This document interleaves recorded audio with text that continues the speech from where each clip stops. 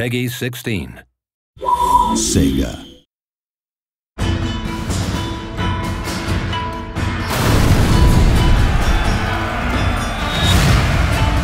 Set during the 19th century, The Fall of the Samurai offers a largely different gaming experience to the original Total War Shogun 2. It's full of explosives, pyrotechnics, it's got lots of fun new units like torpedo ships and Gatling guns. Ships explode left and right, get armor-penetrating shells. We have this huge clash between the modern and the traditional. Effectively, this is a war for the soul of Japan in the modern world.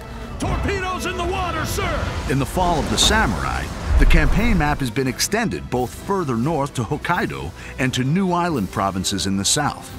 Ultimately, at the end of the Boshin War, the shogunate forces were chased by the imperial forces into Hokkaido, forming the Ezo Republic, which was kind of the last stand of the shogunate forces. The campaign map has been reimagined to reflect the new time period, with steam railways making their first appearance in a Total War game.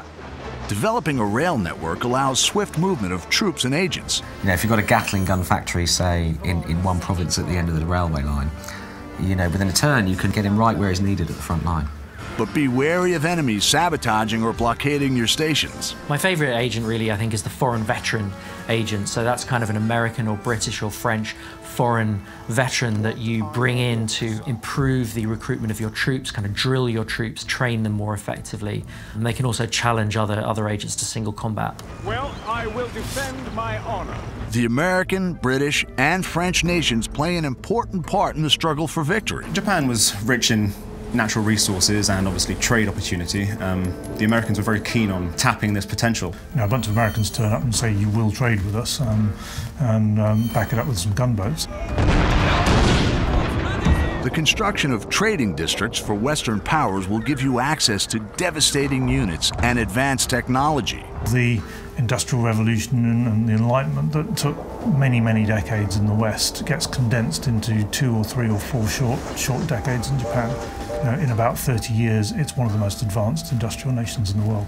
Instead of having to rely on expert swordsmen and people who you have very few of, you can train anybody to fire a Gatling gun. But the cost of modernization is great. You know, modernization means mechanized factories. It means the breakdown of traditional social values and social connections. Industrial development can breed discontent in the people and reduces the effectiveness of traditional weapons and units, such as samurai. A lot of people became more and more angry with what they saw as increasing foreign domination. If modernization, unhappiness becomes too much of a big issue, a region can suffer a samurai rebellion, which was something that actually happened in the 1870s, where a bunch of disgruntled samurai decided that all this westernization was no good and rose up against their masters. I thought it was quite nice.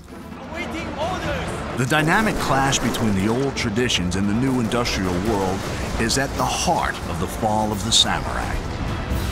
Like all Total War games, there's no wrong path to victory. Make your own choices, build your legacy, triumph, and dominate Japan.